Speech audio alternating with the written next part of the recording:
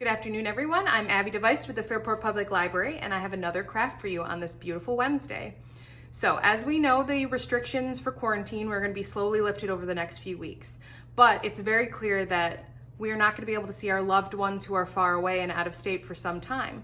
So, why not write them a letter? Which was the inspiration for my craft this week, which is making marbled stationery with stuff that you find around your house. So let's get started. All right, so here's what we're gonna need for today's craft. You're gonna need some cardstock, any colors that you have, but lighter is better. You're gonna need a ruler. You're gonna need some shaving cream, the regular kind that foams up. You're gonna need a skewer, and you're gonna need some food coloring. You're also gonna need a clear tray that you can use to marble your paper. So your first step is to take your shaving cream and spray it along the bottom of your container. I'm using the lid from one of those tin recyclable containers, but you can use a glass thing if you have one, like a pie pan or anything like that. You just need it to be bigger than your slice of paper. So the next step is to take your food coloring. And the regular dye works or the gel dye works, they both are just fine. So we'll get these out. I'm gonna do some red and blue and white in honor of Memorial Day that just passed.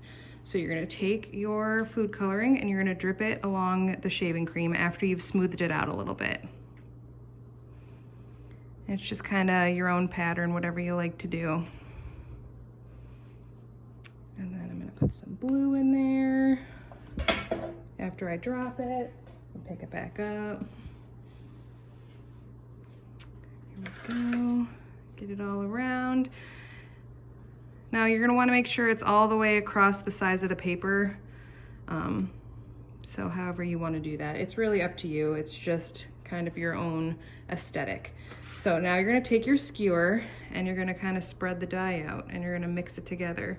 Now the key here is not to over mix. Do not over mix your dye because then it's gonna get weirdly brown and mixed up and you stop losing the cool designs. So I'm just kind of going in here and making it look as cool as I can. Going through the big pieces of dye gives you more design. So I'm giving myself more space probably than needed because when I was practicing this before, I didn't get some of the edges of the paper. All right. So there we go. We'll set the skewer aside on the paper towel and we're gonna take our paper. We're going to set it right down on the design and press it in. Make sure all the edges are there. We're gonna peel it up and then we're gonna go to the next step. We've got the paper in there, so what I'm gonna do is from the corner, I'm gonna peel it up. And it looks pretty weird right now. Then I'm gonna place it down flat on this paper. Now, the key to this is to get it in one strip, okay? So because I'm going around the camera, it might be a little difficult, but wipe off the shaving cream in one swipe. And there we go, your finished product. It kind of looks like the marbling they do with ink on water in Venice.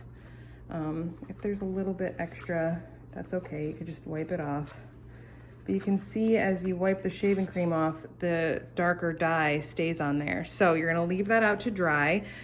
If it starts curling as you are drying it, just put a heavy book on top of it. And then you'll be able to use this paper for letters, or you can use it to make bookmarks. You can use it as cutouts.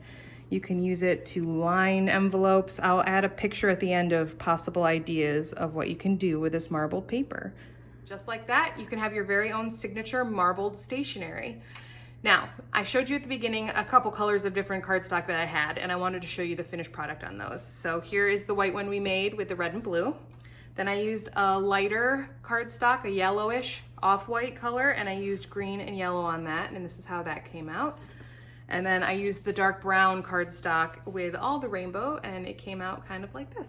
So There are multiple ways, and you can use your favorite colors, and eventually if you use them enough and you start getting a good pen pal, they'll start recognizing your letters by your awesome stationery that you made. So I hope you use this. I hope you share what you made with me and send letters to people you love, because it's still going to be a little while till we get to see everyone. So have a great rest of your week, and I will see you next Wednesday.